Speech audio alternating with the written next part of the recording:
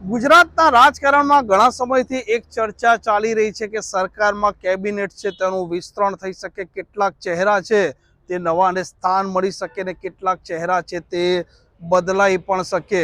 આ કેબિનેટ વિસ્તરણની ચર્ચાના મામલે વાત કરવી છે અંબાલાલ પટેલ કે તે આ મામલે શું કહી રહ્યા છે। અંબાલાલ, જે પ્રકારે ઘણા સમયથી એક ચર્ચા છે કે સરકારમાં કેબિનેટ વિસ્તરણ થઈ શકે, આ મામલે તમારું શું કહેવું છે?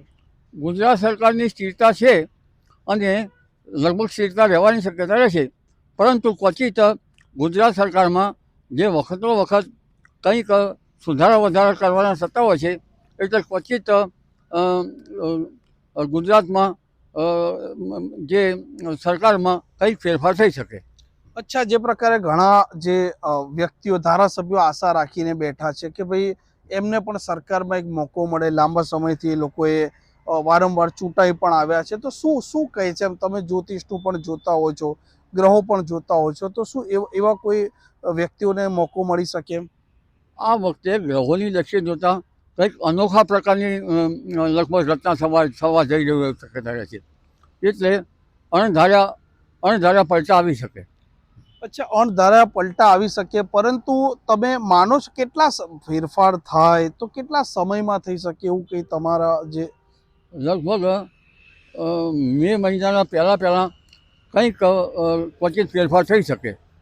અચ્છા, સાથે અંબાલાલ, આવનારા દિવસોમાં ગુજરાતમાં જ એક લાંબા સમય પછી કોંગ્રેસની જે વર્કિંગ કમિટી છે તેની બેઠક મળવા જઈ રહી છે। 60 વર્ષ પછીનો સમયગાળો છે અને બધા રાષ્ટ્રીય નેતાઓ તે પણ અમદાવાદ આવવાના છે। 84મું તેમનું અધિવેશન છે, તો આ અધિવેશનને લઈને તમે શું કહેશો? ને એ અધિવેશન થયા બાદ કોંગ્રેસ હોય કે ભાજપ હોય કે ગુજરાતની રાજકીય સ્થિતિ હોય તેમાં કોઈ ફેરફારને લઈને શું માનશો તમે, શું કહેશો? એમ સામાન્ય રીતે રાજકીય બાબતમાં હું ન્યુટ્રલ રહેવા માગું છું, પરંતુ આપ જ્યારે પૂછી રહ્યા છો ત્યારે જોવા જઈએ તો જે રાહુલ ગાંધીની યાત્રા છે, એટલે કોંગ્રેસમાં કંઈક નવજીવન બક્ષે છે અને કોંગ્રેસમાં કંઈક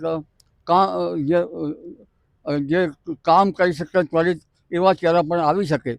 જો કે એક સબળ વિરોધ પક્ષની જરૂર છે અને કોંગ્રેસમાં કંઈક નીચલા લેવલથી કંઈક નેતાઓ આવી શકવાની શક્યતા રહી શકે, પરંતુ આ બાબતે રાજકીય બાબતોમાં ગુજરાતમાં જે લગભગ કેટલાક ચહેરા એવા છે કે જે એકબીજામાં આ ગ્રહોના કારણે ઓળખાઈ શકે તેવા નથી, એટલે તે બાબતે આ વર્કિંગ કમિટીએ ધ્યાન રાખવાની જરૂર રહેશે અને હવે ધીરે ધીરે રાહુલ ગાંધીના ગુજરાતના પ્રવેશથી કોંગ્રેસની કાયાપલટ થવાની શક્યતા પણ છે, પણ તે પૂર્વે ભાજપ સરકાર તો મજબૂત છે જ। અચ્છા, સાથે કેન્દ્રમાં પણ ભારતીય જનતા પાર્ટીની સરકાર છે, ગુજરાતમાં પણ એ સરકાર છે, તો ગ્રહો અને જ્યોતિષની દ્રષ્ટિએ પણ તમે શું માનો છો?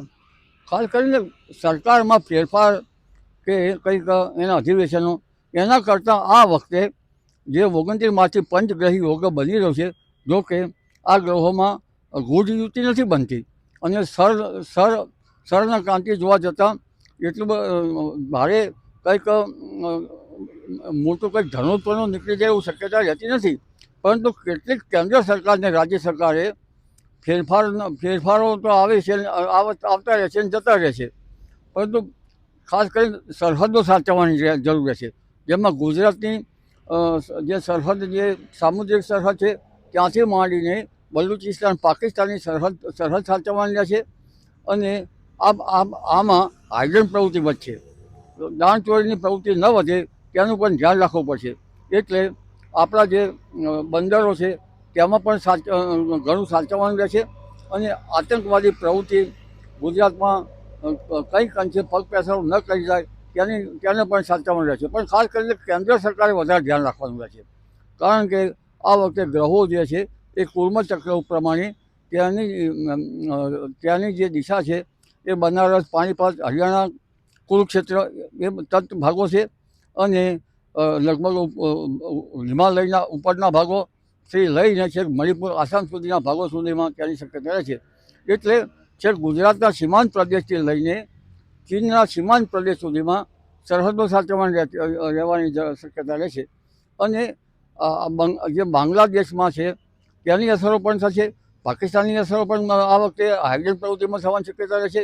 એટલે ગ્રહો લગભગ 29 માર્ચથી 19 પહેલાં ગ્રહોની સ્થિતિ બરાબર ન ગણી શકાય જે જ્યોતિષ માનતા હોય એના માટે. અને આ જ્યોતિષ જે છે એ ન માનતા હોય એના માટે આ બાબત નથી. પરંતુ આ જે જ્યોતિષમાં ગ્રહોની અસર થાય છે, કેમ અસર થાય છે એ સૂક્ષ્મતાથી કહી શકાતું નથી, પણ અસર થવાની શક્યતા રહે છે. એટલે આ વખતે કંઈક અંધારા બનવાની શક્યતા છે, કંઈક નવું થશે. પણ દેશ અને દુનિયામાં અન્ય જોવા જઈએ કે ગુજરાત સહિત દેશમાં આગ અકસ્માતના બનાવો વધારે બનશે.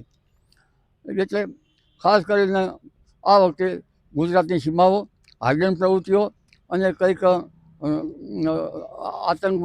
આતંકવાદી પ્રવૃત્તિઓ છે એક ઉત્તર પૂર્વ ભારત તરફથી, પૂર્વ ભારત તરફથી અને જે છત્તીસગઢ વગેરે વિસ્તારોમાં અને બાંગ્લાદેશની સરહદોમાં આ બધી બાબતોમાં સાચવવાનું રહેશે. જી જરૂરથી. તો આપણા સાથે જોડાયા હતા અંબાલાલ પટેલ, જે અવારનવાર આગાહીને લઈને હવામાનની આગાહી કરતા હોય છે, પરંતુ હવે તે રાજકારણની પણ આગાહી કરી રહ્યા છે. અને તેમનું કહેવું છે કે એપ્રિલ બાદ રાજ્યની સરકાર છે તેના મંત્રીમંડળમાં સંભવિત વિસ્તરણ પણ થઈ શકે. કેટલાક ચહેરાઓ છે જે નવા છે તેમને સ્થાન મળી શકે તેમ છે, સાથે કેટલાક ચહેરા છે તે બદલાઈ પણ શકે. કેમેરામેન જયેન્દ્રસિંહ વાઘેલા સાથે તોફિક ગાંચી, નવજીવન ન્યૂઝ, ગાંધીનગર. વૈષ્ણવજન તો તેને કહીએ જે પીડ પરાઈ.